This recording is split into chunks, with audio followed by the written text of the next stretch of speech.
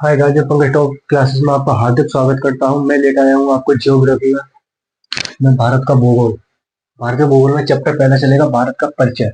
ठीक है, ये पहली ही वीडियो रहेगी, पहला ही पार्ट रहेगा इसमें। ठीक है, चलते हैं। भारत का परिचय। भारत के परिचय में भारत का प्राचीन नाम। ठीक है, जो भारत का प्राचीन नाम रहे, देखो नंबर एक पे क्या आता है? आर्यभट्ट। आर्यभट्ट किसने दिया था? आर्यों ने। आर्यभट्ट किसने नाम दिया था? आर्यों ने। अब आता है भारतवर्ष, नंबर दो पर आता है भारतवर्ष। भारतवर्ष का भारतवर्ष नाम किसने दिया? आर्यों के राजा भरत के नाम से भारत को भारतवर्ष कहा गया। ठीक है, इस पर नोट में देखिए, यहाँ पर नोट में सिंधु नदी से कन्याकुमारी तक का मध्यवर्ती भाग भारतवर्ष कहलाता है।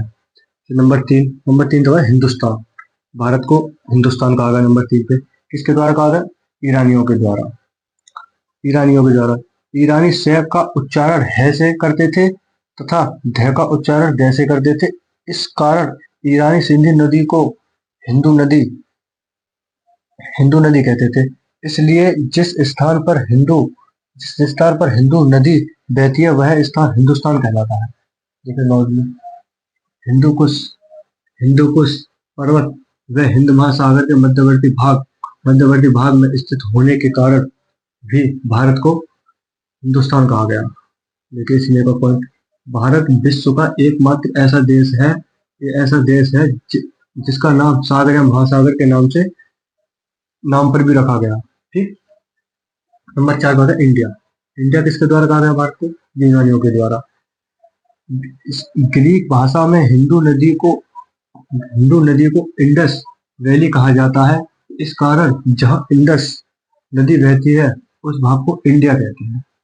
ठीक है, उस भाग को इंडिया कहते हैं जहाँ इंडस नदी बहती है। नंबर पांच है जम्बूद्वीप। जम्बूद्वीप जम्बूद्वीप प्राचीन बौद्ध ग्रंथों ने कहा भारत को जम्बूद्वीप। जामुन के वृक्ष की अधिकता के कारण जम्बूद्वीप कहा गया। ठीक, इसे देखिए, इन ही ग्रंथों में श्रीलंका को सिंहल द्वीप कहा गया। नंबर छह नाभीवर्ष। नाभीवर्ष जैन आदि प्राण ने भारत को नाभी वर्ष कहा गया। नंबर सात अल हिंद। अल हिंद अल हिंद किसने कहा था? अल बरूनी के द्वारा। और अल बरूनी की पुस्तक थी तह तहकीक अल हिंद।